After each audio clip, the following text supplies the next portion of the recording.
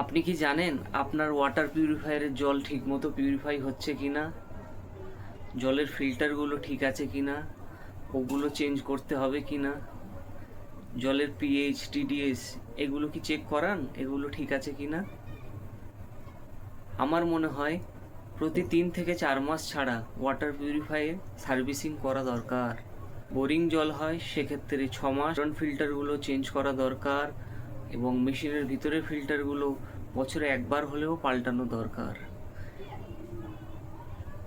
এতে আপনি এবং আপনার পরিবার স্বচ্ছ ও পরিষ্কার জল পাবেন এবং আপনার জল থেকে ছড়ানো রোগ জীবাণুর হাত থেকে আপনি মুক্তি পাবেন এবং আপনার পরিবার সুস্থ থাকবে। নমস্কার, আমার নাম শেখ শাকিল উদ্দিন।